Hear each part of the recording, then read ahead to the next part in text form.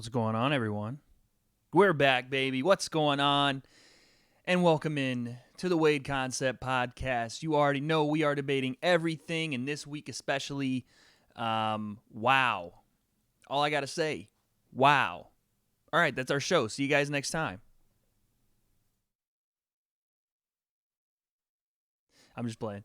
Anyway, sorry about the overlays, by the way, guys. Those are my Twitch overlays, and I'm trying to work on that. I'm trying to get some overlays for the actual podcast because I like doing this in live stream, which I think you guys know. But yeah, those are hopefully done soon. Got that in the works. Anyway, UFC 241 just happened, and oh my God, we got the best card of the year so far, in my opinion. The best card of the year. We had fight of the nights that included two massive middleweights just throwing back and forth. Controversy in that fight as well. Don't know really who won the fight. We'll talk about that today. We had Nate Diaz in his triumphant return, and let's not discount the fact that Anthony Pettis put it all on the line. The guy was fighting after the first round with a broken foot, and they put on a hell of a fight as well. We'll talk about that. And then, ladies and gentlemen, we got one of the, in my opinion, better heavyweight fights in a long, long time.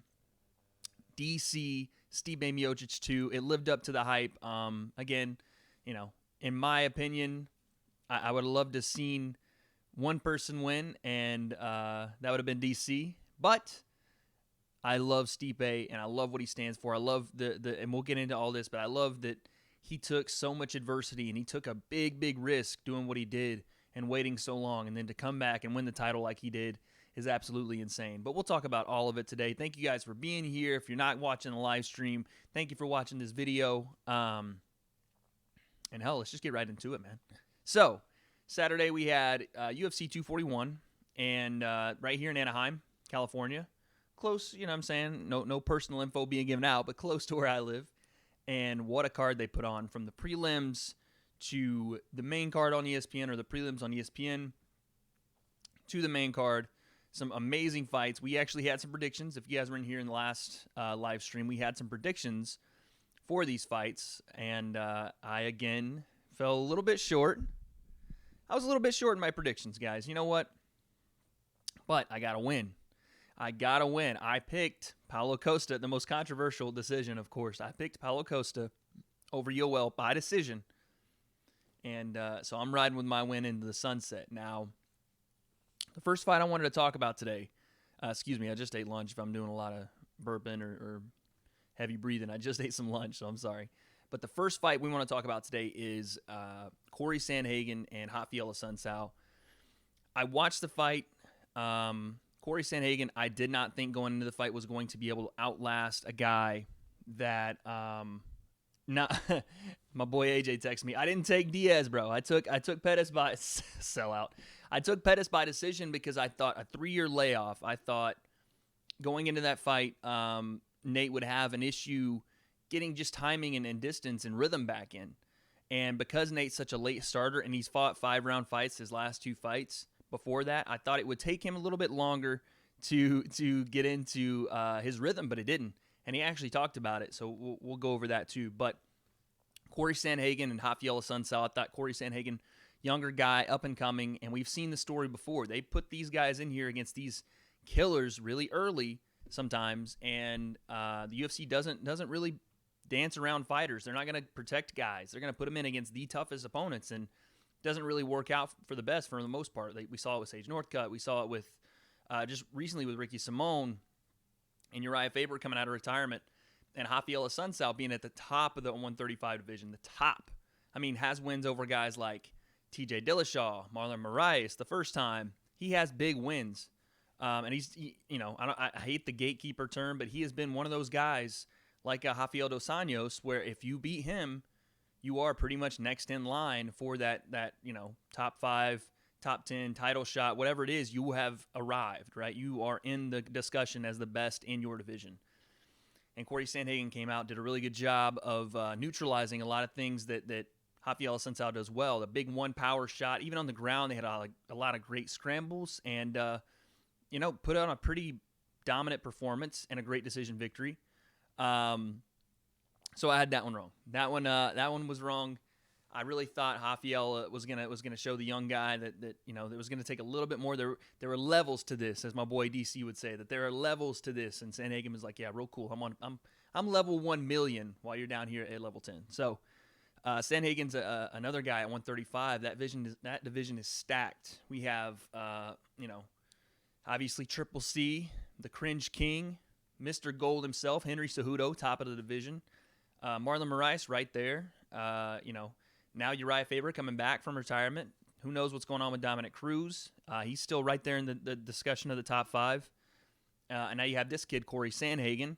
You have Aljamain Sterling, who's right there in title contention. And then you have Cody Garbrandt, who is, we'll talk about in a second, due to reports, probably not going to be fighting again until next year after having some surgery. But, the top 5 to 10 guys in there are insanely good. Insanely good. So when you're talking about 135 and this kid, Corey Sandhagen, coming out and doing what he's doing, it's impressive, man. It's impressive. And I'd like to see him match up with a guy like maybe a Cody coming off of surgery, coming back out in 2020. Or, somebody else, maybe a Dominic Cruz coming back from his injury list and things that he's got going on outside of the cage. I'd love to see that matchup. Dominic Cruz, another guy that's just pace is insane, combines fluidity with his wrestling, with his striking, an odd kind of back and forth style that you don't really see with the hands down and popping the jab from his hip and his knee. So I'd love to see that matchup. But nevertheless, Corey Sandhagen got the W. So I'm 0-1 so far on the card, right? I'm 0-1, and I'm thinking, okay, let's just get to the main card, and I'll make it back. And speaking of the main card, to start off the main card, if I'm not mistaken, we had an upset on the main card to start it off. We had we didn't actually. I apologize. We had Derek Brunson and Ian Heinisch, and another good fight. Derek Brunson came out, did a lot of good things with his wrestling. I think he got back to what he's good at, which is combining that wrestling with the quickness and power of that straight left hand. Ian Heinisch wanted to come out and box and throw some big shots, which was, not, I didn't think he would, I thought he would wrestle a little more. And Derek Brunson got the decision. I think a pretty dominant decision. I think he won every round, maybe lost the second. It was a really kind of close round in the second, but did enough and landed the bigger shots, especially after Heinisch comes out in the first round. And, I think Heinisch might have won the first round. Derek Brunson won the last 2 easy. But Heinisch comes out in the first round and throws a head kick right off the bat. Like, okay, usually, you want to get out, touch the gloves, get some rhythm going, throw the jab out, see where the distance is. No, Heinisch came out Street Jesus Jorge Masvidal style, and boy, do we have some news about Jorge Masvidal coming up. But he came out like a bat out of hell, Heinisch did, and threw a left high kick and almost plastered Derek Brunson's face on the cage. But Brunson took it like a champ, started to wrestle, use that grappling to recover. Because I don't know how much it actually hurt him. It hit him clean, hit him square. But I used his grappling to kind of calm it down a little bit. Then from there, kind of implement his will over the next couple of rounds. So, and by the way, Derek Brunson, man, I don't know if you guys watched that fight. My man is rocking a comb over, like an actual comb over with the hard part and everything. And it's not, not normal to see a hard part on a guy, but my man's got like the actual straight up comb over. Almost looks like a toupee, but I'll give him his credit. My man's trying. I like it. Bring that line back, Derek. Bring that hairline back, baby. Hey, if LeBron can do it, you know what I'm saying? I think anybody can at this point. That's not shots to LeBron. LeBron's my dude. Anyway, next fight, we had Benitez and Yusuf. And Sadiq Yusuf has been on a tear recently. Nigerians are taking over the UFC, as I've said many times, Africans especially. But Nigerian Nightmare, Kamaru Usman is the champ at 170. This guy, Yusuf, looks like a complete monster at featherweight. You got Francis Ngannou from Cameroon. You got these guys that are coming in and taking over the UFC. Just absolute freaks. And Yusuf showed once again that power in that right hand is not to be trifled with, because Gabriel Benitez comes out and is boxing crisp, has great long reach. I think he had maybe a 5.5, 6 inch reach advantage, and using it. Throwing that jab out, just popping it out there in Yusuf's face, then coming with the straight left. And Yusuf was just trying to stay in the pocket. Yusuf got clipped with the left hook, got hurt, got wobbled, But just like in any other fight, when you don't take an opponent seriously just because you've wobbled them, sorry, my microphone's popping like crazy. When you don't take an opponent, when you try to go in for that kill a little too quickly, once you've hurt an opponent, you see the guys that recover a lot quicker, like Yusuf did, who recover very quickly and then turn the tide because you're a little bit reckless throwing some crazy shots and not protecting while you're throwing and using proper technique. And Yusuf came back and starched him with a big right hand and closed the show. So a huge win for Yusuf. He's 10-1, so fairly, still fairly new, fairly young in the game. So, at featherweight, there's a lot of options. There's a lot of options to get him in that top 20, top 25 fight range to see if there's, or top 20, top 15 fight range to see if there's somebody that can match up with him right there outside of ranking contention, because I don't think he's quite ready for that top 10 level yet. But he's coming, and he looks great on the feet, so a huge win for him. And then we get to the fight of the night, ladies and gentlemen. The fight of the night, we have Yoel Romero and Paulo Costa, and oh my goodness. So to give you guys some perspective, I had to work Saturday. I had to work, so I couldn't watch the fights live, or I would have done it with you guys. So if I'm not working Saturday nights, or if I get a Saturday off when there's a pay-per-view card or a fight night, we're going to watch them together. But do not hold me to the fact that we have to watch every fight together, because I have to work and I can't do it. But of course, we'll be here to recap them. But so I didn't get to watch the fights live. So while I'm at work, I'm trying to keep my head down, not look at any TVs, because I'd already bought the pay-per-view. So I'm trying to not look at anything. And some of my coworkers, I'm like, hey guys, try not to spoil it for me. During this fight, I could tell when I got home this was going to be a good fight. So this wasn't really a spoiler as much as it got me more excited, because during this fight, they could not stop yelling. They could not stop. Oh my God, did you? They just could not stop. There was so much going on. There was so much action. At least that's what it sounded like to me, that they just could not stop yelling and going crazy. So as soon as I got home, clicked through, watched the Brunson fight, watched the Yusuf fight. When we got to Paulo and Yoel, the goosebumps were so big on me. It looked like I had turned into the Thing from Marvel Comics. I just had boulders on me, just ready to go, right? And so the fight begins, and just like kind of we thought going into the fight, Paulo Costa comes out like a bat out of hell, throwing shots, throwing bombs, and Yoel is doing what Yoel does. He's protecting, he's blocking, he's getting his hands up. But then Yoel sneaks a left hook through and Paulo Costa sneaks a left hook through and clips Yoel and hurts him bad. And so now, again, just like we talked about with Benitez, now Paulo Costa's running forward, trying to close the show on Yoel. And if there's one guy that recovers quickly from a big shot, it's Yoel Romero. And to be 42, to be his age, 42 to 40, I think he's 42 or 43, and to be able to recover as quickly as he can, because it wasn't like Yoel, playing possum Yoel, like lulling you to sleep Yoel Romero. He got clipped, and it rocked him. Big left hand. And so Yoel's trying to recover, and once he does, he's on the fence. And Paulo's ripping to the body, and he's throwing shots. And Yoel fires a straight left back. But when he does, he points. Like, I'm pointing this way. He points in the cage like this. And what does Paulo Costa do? I've never, to be honest with you, I probably would have done the same thing, because you're so trained in that moment to look for big reactions with the hands and the arms, because that might be a punch coming or some kind of kick where the arms are moving and here comes the knee or the foot. But this is what Yoel does. Up on the cage, trying to protect, and he goes and looks where he points. And Paulo Costa does this. Fighting, looks. And what do you think is coming once Paulo Costa looks back, right? He turns back around, and here's the right hand ready to just clean his clock. And it was a little bit of a slip when I went and botched it back, but he got hit with that right hand. Or no, it was left hand, excuse me. He got hit with that left hand. And when he did, he wobbled and fell down. So, while I considered it a slip more than anything, I think he just kind of got caught off guard. That's still one knockdown to one knockdown in that first round. So this is already a close round. I gave this first round to Paulo Costa. To be transparent with you guys, I gave Paulo Costa the first round. But there's this wild exchange, and Paulo Costa's ripping him to the body, and Yoel's crafty. He's been doing this forever. He's the same guy that, I said for years was what should have lost by disqualification against Tim Kennedy for sitting on the stool too long. the same guy that's always complained about having eye pokes happen to him that never happened, which he did get poked in the eye a lot this fight, and got kneed to the groin. So that you can't help. But the crafty veteran, just one of these numbers, just, hey, look over here, what's over there? And Paulo Costa, what's over there? We're in the middle of a fight. What are you looking at? Is there a bird? Is that my mom? Boom, gets rocked. So that was I thought pretty hilarious. Tom, he's too old. Yeah. Well, 42 is very old to be fighting, but if anybody is going to be able to do it at a high level, I'm not betting against Yoel Romero.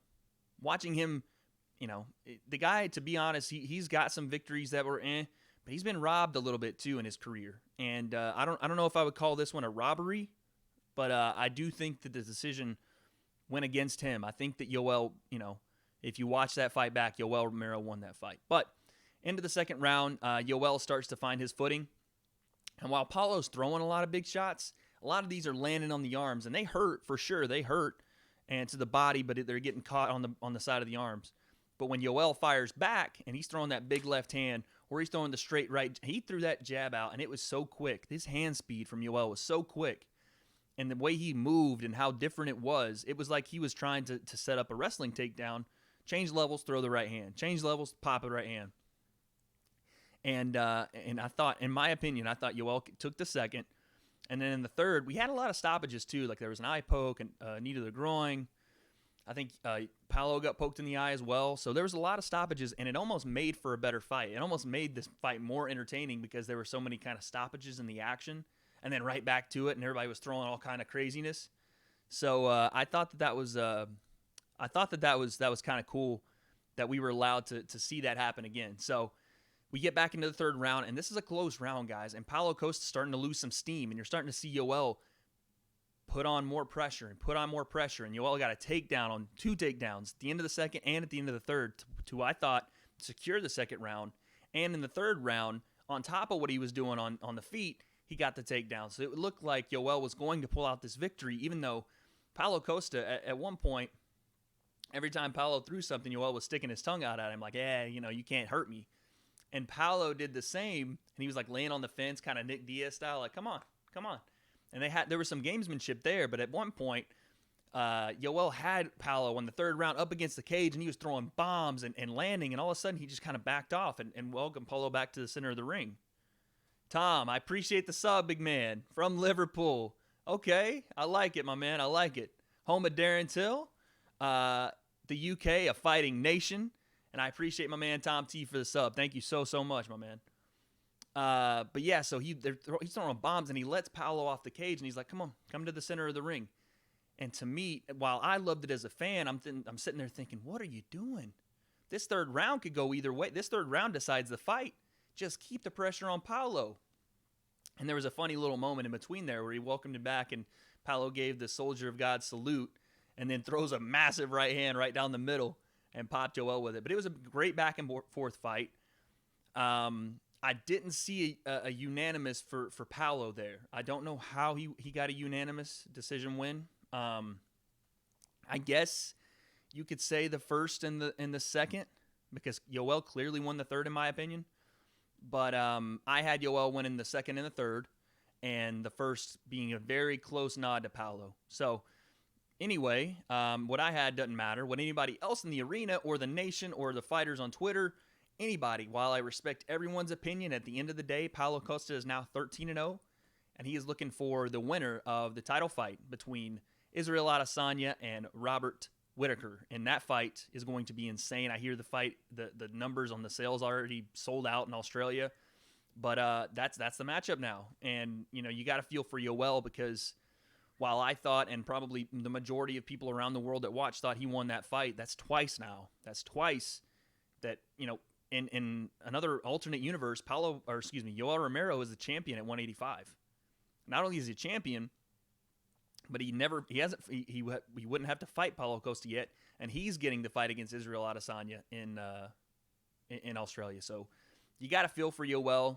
He's been doing this for a hot minute. He's been doing it for a long, long time, before MMA, wrestling at an Olympic level. So It sucks for Yoel, man, because he put on a great performance. Both guys did. They won fight of the night, and it was a great fight overall, and an amazing fight between two guys that will probably. I mean, if Yoel keeps doing it, he's 42 and he doesn't look like he's slowing down too much. If he keeps doing it, we'll see what happens. But a great fight, and then we get to our co-main, which a lot of people going into the card anyway considered this their main event because Nate Diaz, as Dana alluded to after the fights, is now a needle mover. Which is a funny callback to 2013 or 2014 when Conor and Nate fought, and Dana said Nate wasn't a needle mover by himself, but he says he's a needle mover now. But they considered this their main event. Anthony Pettis, Nate Diaz. We knew going into this fight that this was going to be, one you click the buy button for. This is the one that you had to see after 3 years off. Nate Diaz back in the cage against a guy, Anthony Pettis, who is surging at 170. Even though it's only, I think, his second or third fight there, he looks a lot better. He looks rejuvenated. He looks like that killer instinct, that showtime is back. And Nate, you didn't know what to expect from. You didn't know if the timing would be there. Like I told my boy AJ, if the distance and what he wanted to do to implement his game plan would be as easy to do as quickly, because Nate's never been known as a guy to start very fast. But to end coming on strong and look like he could go 3, 4, 5, 6 more rounds, that's been the guy that Nate Diaz has always been. The cardio's insane. And he starts to push that pace as you dwindle. And at the start of the fight, we saw kind of what we thought, but we did see something from Nate that was very interesting. You saw Nate Diaz come out offensive, very quickly, moving forward on Anthony Pettis, while Anthony Pettis used his quick striking, used his explosiveness to keep him at bay and land some big shots. In the first round, you saw Anthony Pettis land great 1-2s. Started attacking that front leg of Nate Diaz, which is a common tactic to use against the Diaz brothers because they really don't check a lot of kicks. They just don't. So Anthony Pettis started firing off kicks, firing off legs, body, roundhouse, wheel kick, like all types of different techniques. And then he threw one to the body, and I think it was his right leg, when he retracted the leg and tried to get back into his fighting stance, you saw him, kind of limp a little or gimp a little. And I don't remember if it was Rogan or Dominic Cruz, one of the two pointed it out. They said, oh, that one hurt. That one looked like he didn't land it correctly or it got checked. I don't think it got checked because it was a body kick. He said, oh, that one didn't look right. And that's kind of all they said about it at that point. And so the round ends. It was tough. I think Nate ended up winning a unanimous, but I think it might have been a bias, to be quite honest, because I did pick Anthony Pettis in this fight.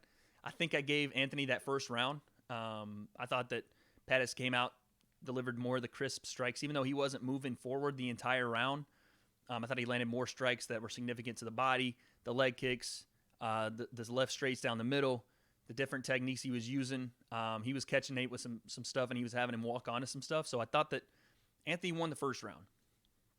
Come out in the second round, and Nate's now starting to implement a lot of clinch game, which I thought, again, would favor Nate in a situation if they were going to clinch and somehow grapple to the ground, and then we're going to see some sort of jiu-jitsu, rolling contest between the two, some kind of jiu-jitsu spar on the ground, specifically jiu-jitsu. I thought Nate was going to have that, right? I thought that's for the most part what everybody thought going into that fight.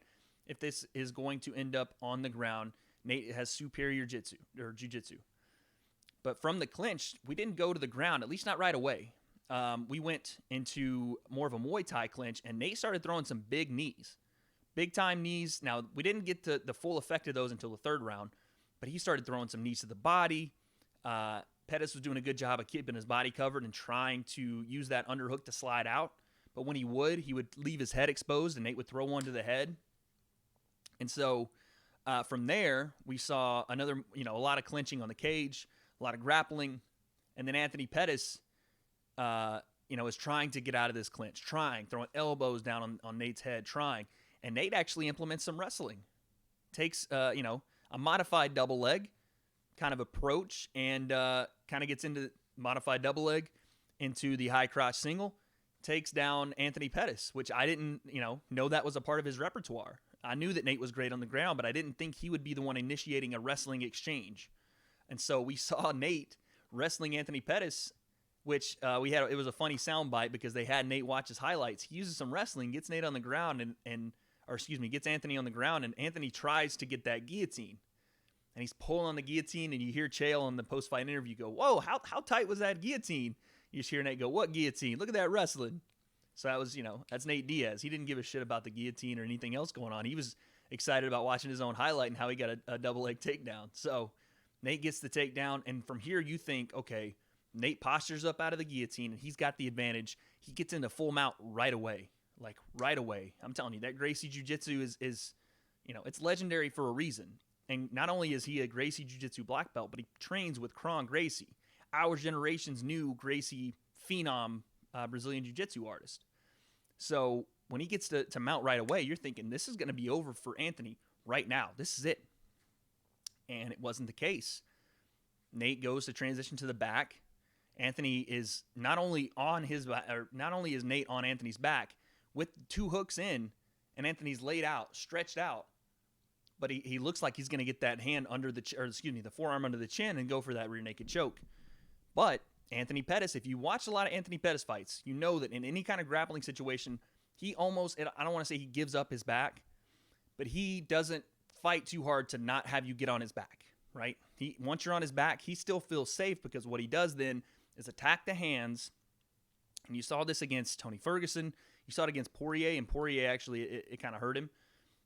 But he fights the hands, and he spins on you. And when you spin, if your back is taken and the opponent's on the ground, you're on top of them. If your back is on top of them and you spin, you end up in their guard. So now you're in not a great position to do as much damage, to them as you'd like, but you're in a position that you're safe now. You're now no longer in a position of absolute danger where someone has their forearm on your neck ready to choke you to death.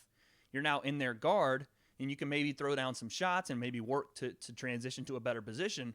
But we saw Anthony Pettis do this in this fight, as well as a couple of others. He loves that spin.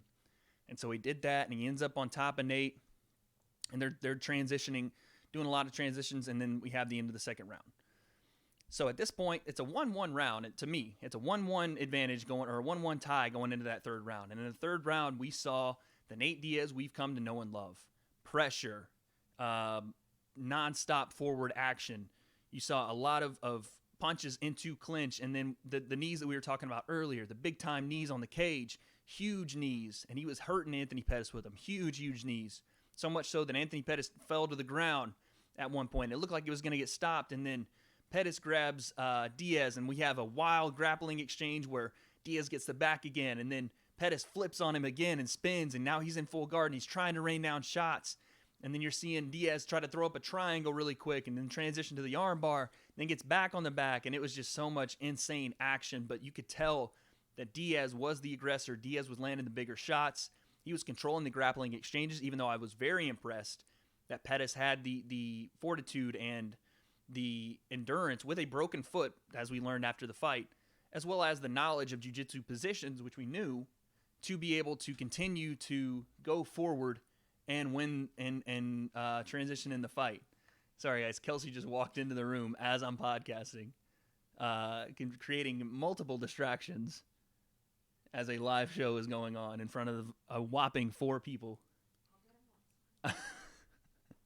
Anyway, so yeah, you saw him create a lot of different position changes, so I was really impressed with Pettis on the ground there. But ultimately, Nate Diaz showed who he is once again after a 3-year layoff, showed why he is one of the best fighters, not only in the 170 division at 155, just he is one of the best fighters we have seen that embodies what a fighter is. Been doing it for the longevity of, I don't know how many years now, 15 years, and still be able to take 3 years off, come back, and beat a top 10 opponent. And we had confirmation of the UFC acknowledging that fact when after the fight, Dana says, yes, Nate Diaz is now a needle mover. He is a star like Ronda Rousey and Conor McGregor are stars, which, for the most part, a lot of us already knew. Some people were like, yeah, Conor sold the first fight and Nate beat him. When Nate beat Conor McGregor in that first fight, he became that level of star. No, he's not going to get on the mic and promote himself to the fullest like a Conor can, or even like sometimes a DC is great at and Chael was great at back in his day. But Nate Diaz is a star. He has the it factor you can't put your hand on. The public and the fandom of the UFC just gravitate to a guy that is so genuine, that just wants to fight, that wants these cool fights, that wants to show people that he's the best fighter in the world and say, I want that guy and I want that guy because they're knocking people out and taking souls left and right. I want to beat them. They get all the promotion, they get all the toys, and they get all the money from the UFC. I'm taking that guy out. So you can't help but respect a guy like that. And true to Nate Diaz form, as soon as the fight's over, they give him someone to call out, and who does he go after? Of course he goes after Jorge Masvidal. Street Jesus? You tell me that you can't tell me that matchup isn't absolutely insane. Street Jesus, Jorge Masvidal, the same guy that walked right through Darren Till, and my boy Tom T is from Liverpool. That hurt my heart just like it hurt yours, my man. I know it did, but walked right up through Darren Till after getting put on his back and knocks Darren Till out. Then puts a knee through Ben Askren's face. I mean, this guy is prime time. This is high impact, high volume, high violence, and you want to see him. And he has probably the most burn right now in the UFC. He's got all the people behind him, the promotion value, the 3-piece and a soda, the whole thing. He's got the catchy one-liners, and Nate Diaz sees that and out of respect says, I want to fight that guy. That's the guy I want. And you wonder why people get behind Nate Diaz. You wonder why he's as big a star as he is when he's doing his thing in Stockton. He's not really doing a lot of media. He's not really talking a lot. This is a cool dude that likes big fights. What else do you want to watch the sport for? If you're watching for the promotion value or the entertainment era, all that's great. But at the end of the day, these two guys got to get in a cage and they got to fight. And if you don't want to see Nate Diaz and Jorge Masvidal, I'd advise you to go watch another sport, because this is the biggest fight you can make in the sport right now. Outside of Conor and Khabib too, Nate Diaz, Jorge Masvidal, and possibly Stipe and Daniel Cormier, those are three of the biggest fights you can make in the promotion right now. And if the UFC doesn't do it, it better be because it's Nate and Conor. But I don't even want to see Nate and Conor as much as I want to see Nate and Jorge. That fight has got money written all over it. If you do it in Miami, if you do it up in Sacramento or Stockton area, if you find, back in Anaheim, wherever, even in Vegas, that's money. Does not matter. So I'm excited for that. It was a great fight between two guys. As I said, Anthony Pettis did break his foot on that kick in the first round, and they alluded to it at the time. And at the third round, you could see he wasn't moving nearly as well. He was, kind of limping off of that back foot, and his movements weren't as great as they were beforehand. So it was a great fight all in all. Nate Diaz is an absolute G. You can't stop a guy like that. 3 years off means nothing.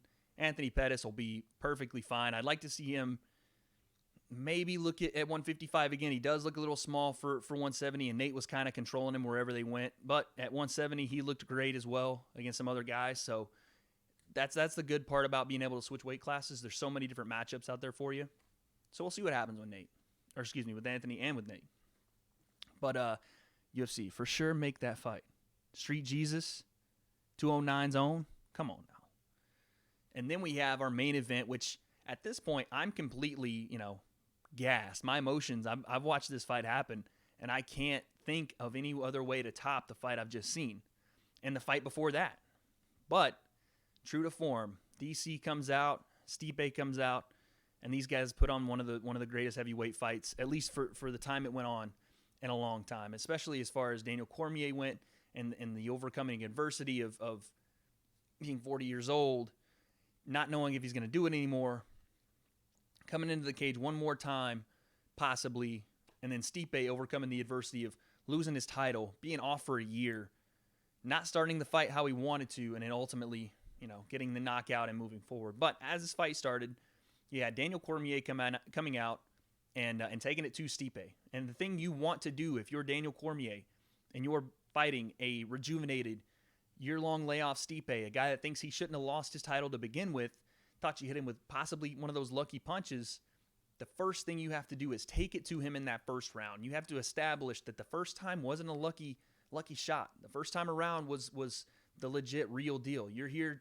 to show him that first time is just going to be like this second time. You're gonna dominate him, and that's DC came out doing that. He was hitting him with some big time shots, getting into the clinch again, doing a lot of hand fighting, and you saw this later in the fight as it worked as an advantage as the first and second round went on, but as the fight went on, that started to be a disadvantage. But using the hand fighting to stop Stipe from getting off combinations, using great head movement, he looked faster. His hands looked insanely fast. And DC has this style of fighting that is so fluid now to be able to seamlessly. It reminds me a lot of Dominic Cruz as far as their ability to transition between fight styles from wrestling to boxing to clinch work, back to boxing to kickboxing to wrestling. The chains they bring together and make seamlessly go together are beautiful to watch. And DC had one moment in the first round where I just had to, outside of the fight itself, I had to appreciate what I was seeing and just out loud be like, wow. He dropped down to what it looked like was grab a single leg, just going to try to get a takedown out in the open part of the octagon. It was a complete bluff. He feinted down, came back up, feinted the right hand, threw the left over the top in one fluid motion, and cracked Stipe with a big left hook. And it was like he knew Stipe's head would be off the line to try to dodge that right hook. And as he was moving back to that right side to his power hand, here come the left hook, and Cormier tagged him with it.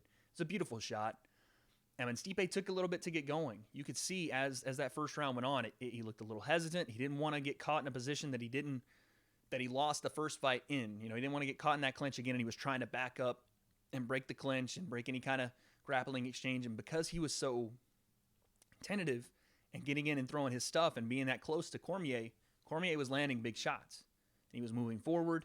And finally, Cormier gets his hands on him on the cage, picks up that high single leg, and picks Stipe up into the air. And Stipe said thought he was in WWE, and he has him basically in a fireman's carry position. This is the former heavyweight champion of the world, 230-pound man, and DC is just holding him by his leg on his shoulder, like he's got it like a sack of potatoes over his shoulder, and he's taking it from the market. He's just walking around. And finally, he decides, okay, I'm right in the center of the octagon. I might as well just dump him here. Slams him down on his back, gets on top of him, and controls him the entire first round. Controls that position the entire first round, landing some ground and pound, landing some heavy shots on the ground as well. And wins the first round easily. It was a 10-9 round easily for DC. I mean, it was everything from, my boy AJ, what's good, man? Finally, you're in the chat instead of texting me. My man, you know what I'm saying? AJ's he's a little shy, so he didn't like to get out in the public eye. I've got a big podcast, so he wanted to text me in private, but he gets in the chat sometimes. I appreciate it. The Deeds is in the chat. Show him some love, guys. But yeah, so that was a complete domination first round for DC. And they go back to the corners, and this is another thing that we're going to talk about. You didn't hear Daniel's corner when they went to the corners in the first round. You didn't hear him. You heard Stipe. Stipe's corner was calm. They were urgent enough to tell him, we have to switch something up. We have to find our rhythm. We have to find our style. We have to get back to what we do best. They were urgent, but they were calm. And Stipe didn't say anything except yes, okay. So out they come for the second round. And when they come out for the second round, you see Stipe start to try to get those shots off, trying to hit that jab, pop the jab out there, which he's got a beautiful left-hand jab, and he just pops it out there, and he has a 6.5-inch reach advantage, for Christ's sake. Use the jab, right? You would think. But Daniel Cormier is doing a great job. Again, he comes out with that hand fighting. He's putting both hands up, and again, you saw a little bit of the eye pokes come into play, like we saw in the first fight with Cormier, where he was kind of flicking that that left hand out there and leaving it open and catching Stipe in the eye. Caught him with it like twice. So that was kind of an untold story of this fight as well. But he was doing a great job of hand fighting, keeping Stipe from really throwing combinations and ducking behind either hand and then trying to parry and throw over the top. And it was working. It was working, but you started to see Stipe stop moving backward and instead plant and throw.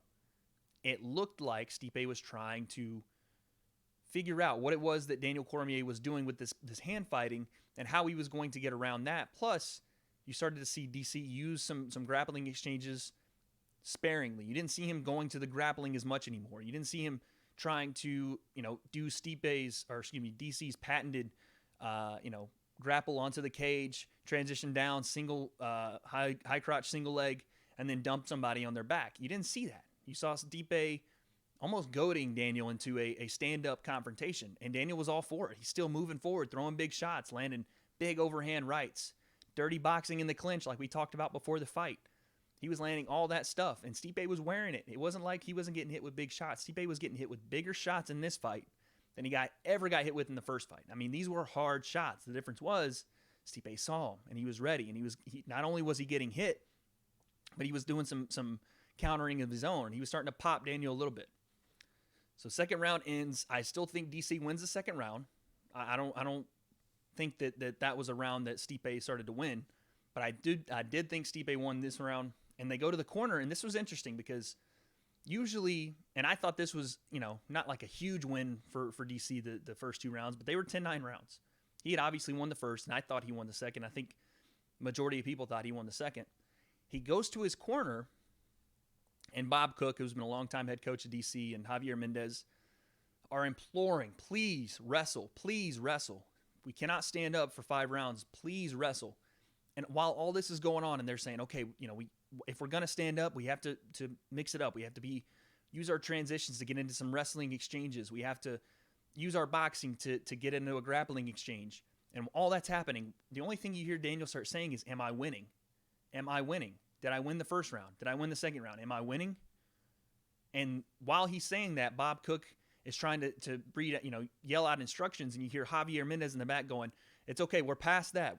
Yes, we're winning. We're past that, though. Let's look on to the next round. Third round's coming up. This is what we got to do. And to me, it was odd to hear that from DC, to ask if he was winning, as if he was keeping score in his own mind, which, of course, every fighter does, but that it was more important than what was coming up is, how have I done so far? How have I done in the first round? Did I win that? Did I win the second round? Not, okay, third round's coming up. I have to refocus my mind. This is what he got me with in the second round. This is what I got to do better. None of that, it didn't seem like was going through DC's mind, so much so that he even, after the fight, said he didn't feel like he listened to his coaches like he should have. Because in between rounds, he kept asking if he was winning and losing, and I'd never seen that from DC, ever. I don't know what that was, if he just, in that moment thought Stipe might have had the drop on him. And sometimes as people, we can start to read when the room is changed, right? In everyday life. Say you're in a business negotiation, and you think everything's going well, and you're negotiating a price for a deal, and you've got the upper hand, and you think, well, they've got to come with this kind of money, and they offer you some money that you didn't even think was in the realm of possibility for your services. It was below the lowest number. And all of a sudden the room's changed. And while you don't want to admit it, in your mind, you're thinking more about that lowball offer than what you came in with. Now, to relate that to fighting, Daniel Cormier didn't seem like he was confident in what he had done so far. It didn't seem like he was confident in the punches he'd thrown out and the damage he'd done and the wrestling and the grappling and all the good things he'd done so far, or what was coming next. He was worried about if he was winning or losing based on how Stipe was wearing the shots he was giving him. Based on the fact that he'd hit, and probably in Daniel's mind, and I don't know this to be true, but this is me retroactively trying to go and look and see what he did. In his mind, Daniel Cormier probably said, look, I've hit this guy with everything I have so far as my different techniques standing. I've dominated him on the feet. I've hit him with some big shots, and he's not going anywhere. This isn't the first fight. He's not going anywhere. So what do I do next? And I think instead of trying to figure out what he did next, he was worried about what happened beforehand. And I think this is where the demise of Daniel Cormier in this fight started to happen. So we come out in the third round, and this is the round where everything changed, because now Stipe had gotten the drop on Daniel. He'd gotten the drop on the hand fighting. He started to realize that if I don't engage in this hand fighting and I just throw my stuff, Daniel Cormier is going to have to respect what I have to bring to the table. I'm going to fight like the Stipe that I have been, for years before this defeat. And even when, he had been defeated by other guys, he'd come back and fought this same way. So he starts popping that jab out there. He starts popping the jab on Daniel, and it's snapping his head back. Every jab, snapping his head back. We're not seeing the head movement that Daniel had implemented to begin the fight. And not only that, but we're starting to see Daniel slow down a little bit. And it wasn't that Stipe was ramping up the pressure, but he just wasn't moving. He was right there in his face. He wasn't going back. He wasn't trying to run away from the grappling exchanges. Instead, now he was stepping in and throwing his shots. And Cormier was having trouble with that jab, and he was having trouble with the reach and the distance. And even if he tried to go and make wrestling exchanges, he didn't take Stipe down one more time during the fight. And people said, well, it was because he was entranced in the stand-up game, and he very well could have been. But it also could have been because Stipe was doing some things in there to discourage any sort of shot from Daniel, any sort of wrestling shot, because before you shoot on a takedown, before you do any of that, you still have to change levels. You still have to mix up your game plan, because Even Habib Nurmagomedov is not going to, well, he actually has, but a lot of wrestlers are not going to walk across the cage with no setup, try to double leg you in the middle of the cage and complete it. You want to try? Ask Ben Askren how that goes. Ask him, because he doesn't remember what happened to him in the fight against Jorge Masvidal, but we all do. But it started to look like Stipe was not backing up, was not afraid of the grappling exchange. Instead, was moving forward and said, you know what, I'm going to sit down. I'm the heavyweight champion, former heavyweight champion of the world. I'm going to throw my shots. And started to come on strong with his crisp boxing. Started to land some good shots to the head. And then as the round was getting beginning to slow up or end, you see him land one shot. It was not the shot that he landed in the fourth, but you see him land one right hook to the body as the round's about to end. One right hook to the body. Round ends, and we go back to the corner. Now, in this instance, we got to hear from both corners. Stipe's corner is imploring him, keep moving forward. You're in this fight. Keep going forward. We have to land some bigger shots on him. You know, use your boxing, use your head movement, use your kicks. He started to implore him to use more kicks and move forward on this guy. He's going to get tired. Your pace is starting to affect him. And then you go back to Daniel's corner, and you hear the same thing from Cormier, and I couldn't understand it. He said, did we win that round? Did we win that round? And Bob Cook is honest with him. He said, I don't know. I don't know, but we have this is championship rounds. We have 2 more rounds, please. And at this point, Bob Cook is basically begging him to wrestle. Please wrestle. At one point, he looked at Daniel Cormier and said, that was the complete opposite of what we had. That was the complete opposite of our game plan. You are not doing one thing that we talked about. And Cormier just, he didn't say anything, but you could tell it didn't seem like the connect was there. He wasn't taking direction to move on to that next round. And it was, as a fan of Daniel Cormier to myself, it was a really weird thing to hear. Him asking after every round, did we win that one? Did we win that one? Did we win that one?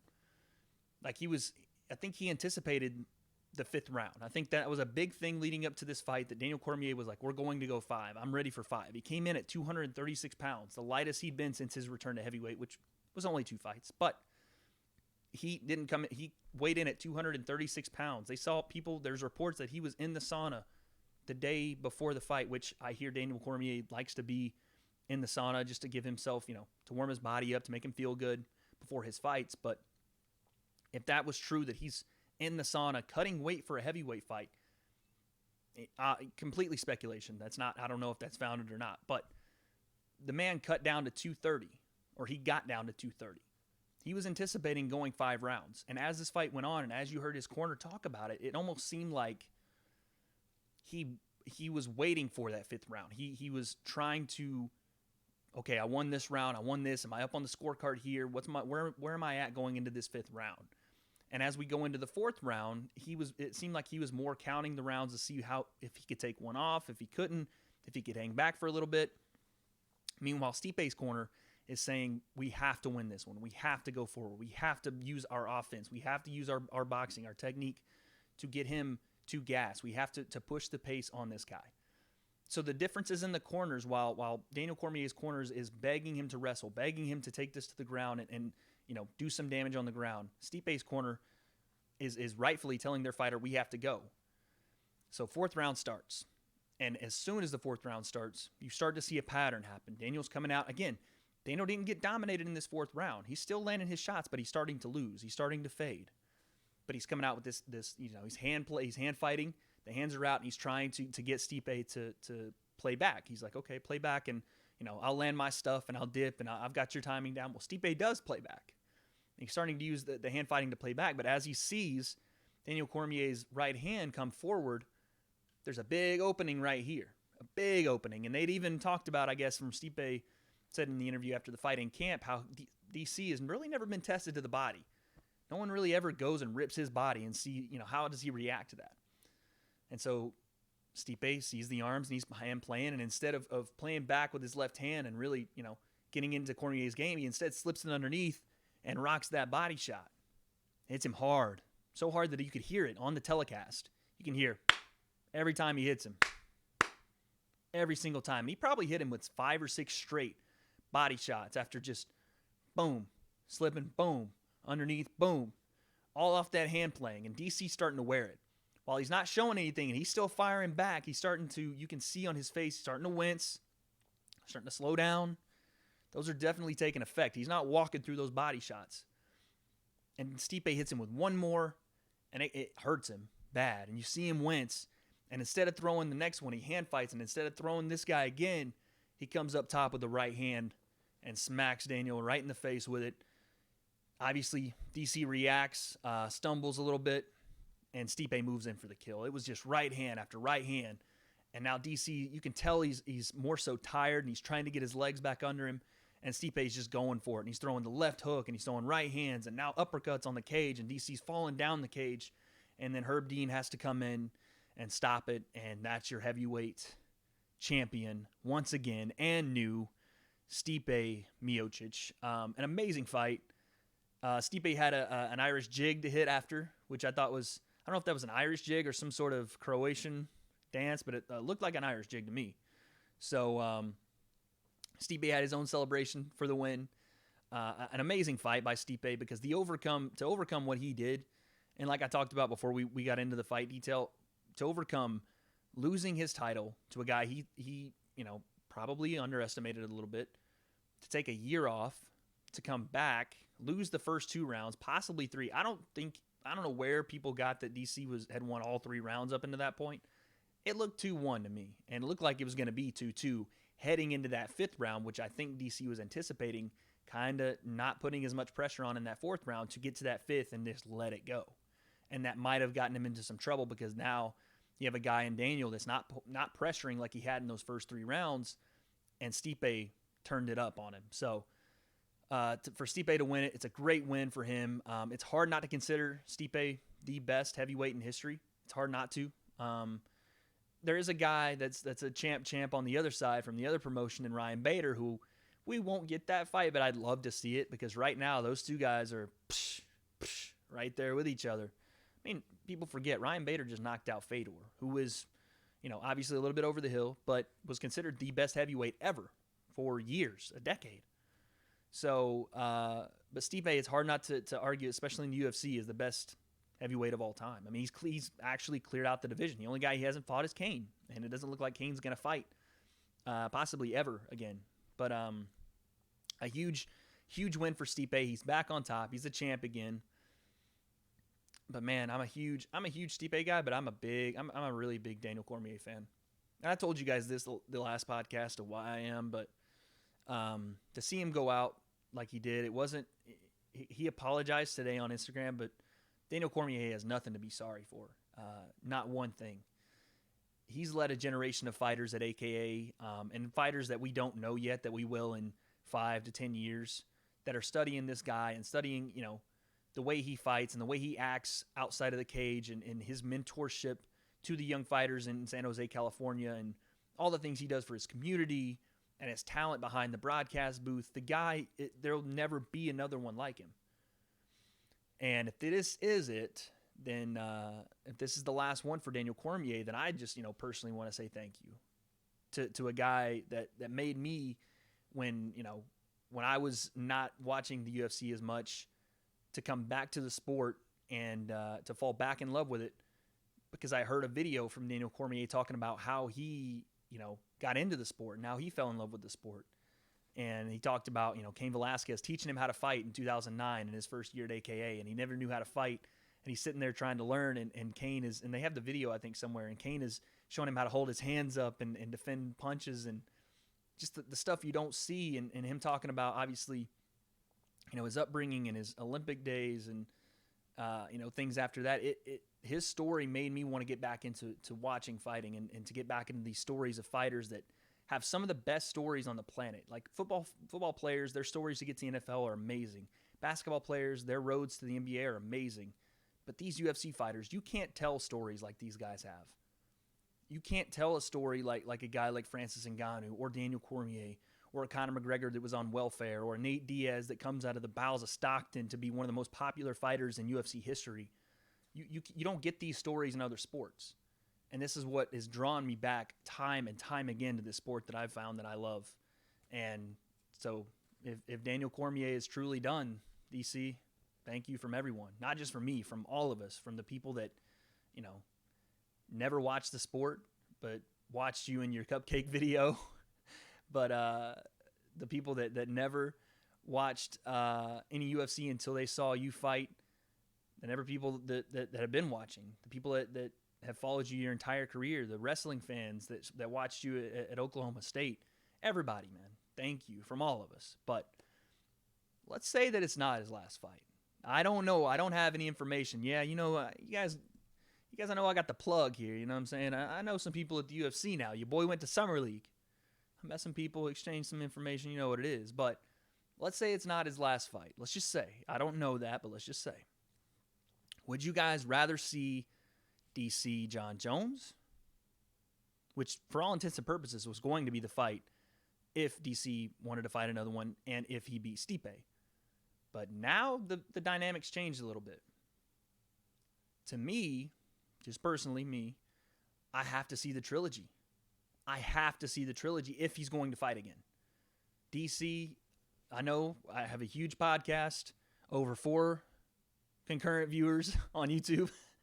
Now, I know you'll see this, but if you could do me a favor, if you come back, because I'll never tell a fighter if he's done to come back, because it's his choice, and these guys go through more pain than I'll ever go through in my life. But if you come back, let's just make that trilogy fight happen, huh? What do you say?